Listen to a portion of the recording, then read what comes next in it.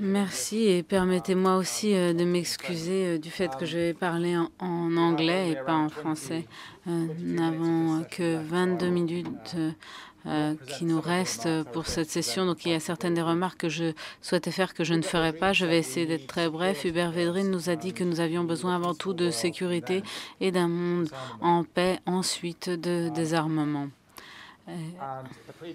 Et l'intervenant précédent a parlé de manière éloquente de la nécessité d'avoir de la confiance pour que le processus de désarmement ait lieu.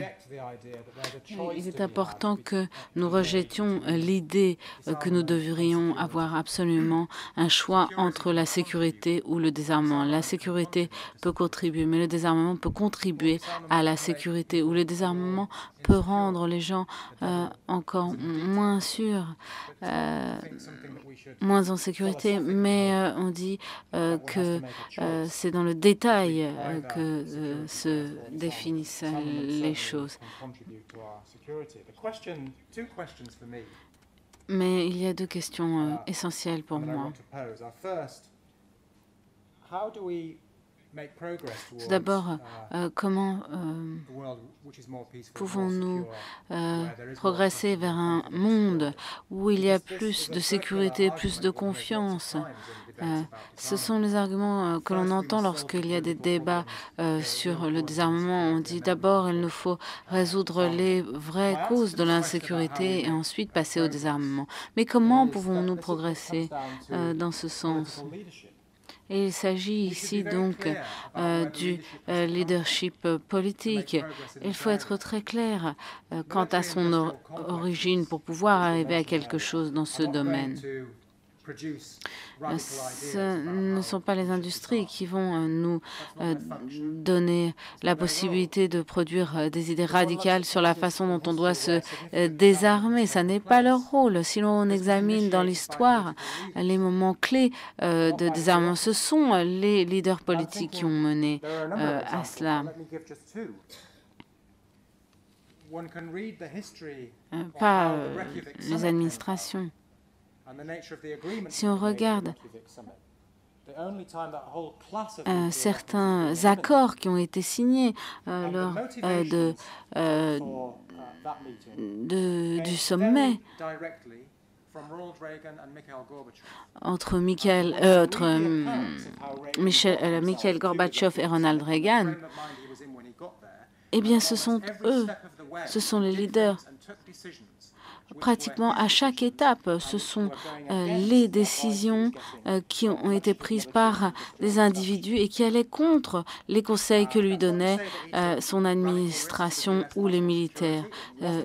Il n'y avait pas d'accord pour éliminer toutes les armes nucléaires aux États-Unis, mais c'est Ronald Reagan qui a pris la tête et Mikhail Gorbatchev aussi, pour ses propres raisons, qui a mené ce combat. Et dans un contexte du Royaume-Uni, on sait que le Royaume-Uni a réduit radicalement le nombre d'armes nucléaires qu'il a à sa disposition. Et à chaque étape de cette réduction, eh bien, on voit que ce sont les leaders politiques, les ministres de la Défense et les premiers ministres qui ont demandé aux responsables de réévaluer ce qui était nécessaire pour jouer un rôle dissuasif. Et à chaque fois, les responsables sont revenus vers eux avec des quantités et on leur a répondu de retourner dans leur bureau et de réfléchir à ce chiffre. Et à chaque fois, ils sont revenus vers les politiciens avec des chiffres moins élevés. Et donc, le rôle des politiciens dans ce débat est essentiel. Il faut être clair sur le sujet. Je crois que l'un des problèmes importants que nous avons ici, à mon avis, c'est que pendant trop longtemps, il y a eu un manque de leadership politique pour ce qui est d'aborder cette question. Il nous faut être très clair. Dans quel but pensons-nous maintenant à mobiliser le leadership politique? Dans quel domaine ce leadership est-il exigé? La première chose, c'est que d'abord, il nous faut sensibiliser, pas seulement le public en général, même si ça serait bon, mais au sein de la classe politique, ce que j'appellerais la classe politique, c'est-à-dire leaders politiques émergents ou ceux qui vont le devenir. Les dangers nucléaires n'ont pas disparu à la fin de la guerre froide et je suis complètement en désaccord avec ce que Hubert Védrine a dit un peu plus tôt.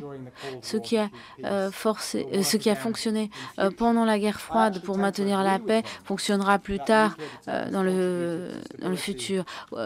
Oui, bien sûr, durant les années de la guerre froide, les armes de dissuasion ont permis à maintenir la paix. Mais je ne crois pas que ce soit approprié d'utiliser cela pour relever les défis du XXe siècle.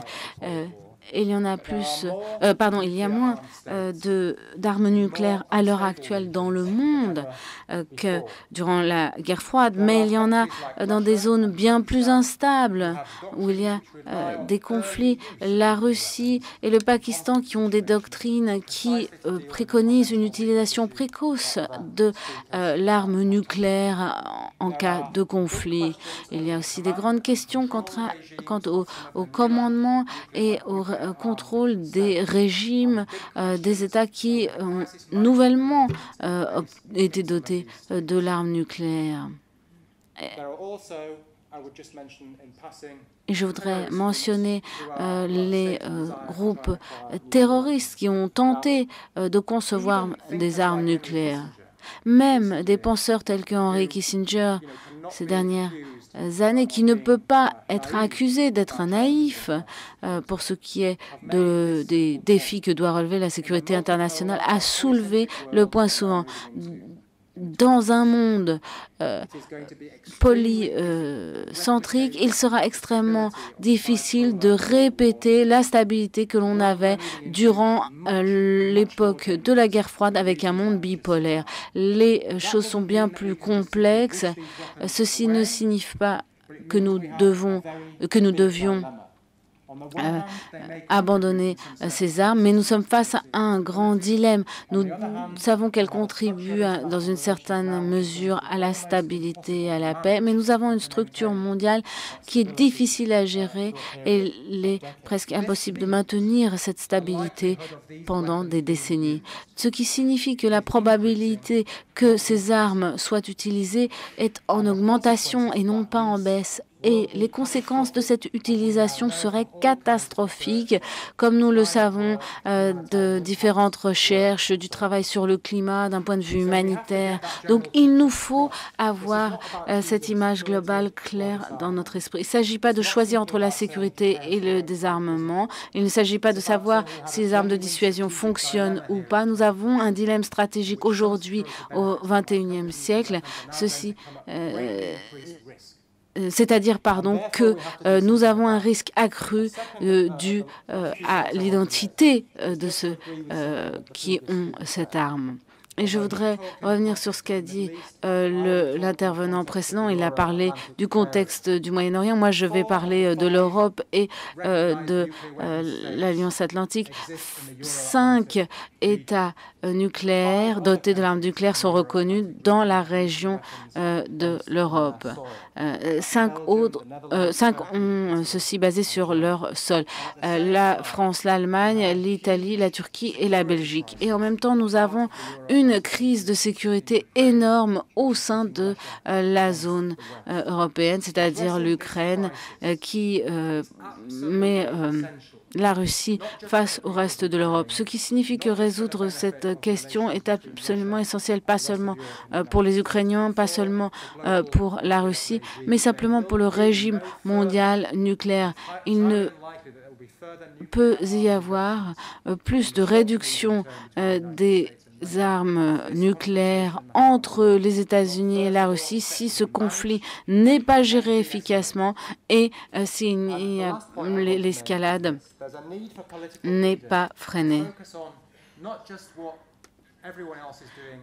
Il s'agit non pas de se concentrer sur ce que tout le monde fait ailleurs dans le monde et tout particulièrement les États voyous. Il s'agit de saisir les opportunités de désarmement, même dans le contexte de l'alliance de l'OTAN. Et je ne parle pas simplement d'abandonner les armes nucléaires non stratégiques en Europe, ce qui serait déjà un bon premier pas. ne peut pas penser à un scénario qui permettrait d'utiliser ces armes. Donc elles doivent être retirées. Et peut-être plus franchement, et peut-être ces polémiques ici, il y a de fortes raisons pour que des alliés tels que les États-Unis, le Royaume-Uni et la France coordonnent leurs efforts de dissuasion de missiles, de sous-marins, ce qui leur permettrait de ne pas avoir chacun une posture unique, ce qui permettrait de réduire le nombre de têtes nucléaires et ce qui permettrait de faire un pas dans la bonne direction. Pourquoi nous ne le faisons pas? Parce que dans le contexte de l'Alliance, qui est fondamental pour notre sécurité, nos leaders politiques ne se font pas assez confiance. Ça veut dire qu'ils n'ont pas simplement des doutes envers nos adversaires potentiels, ils n'ont pas assez confiance les uns entre les autres.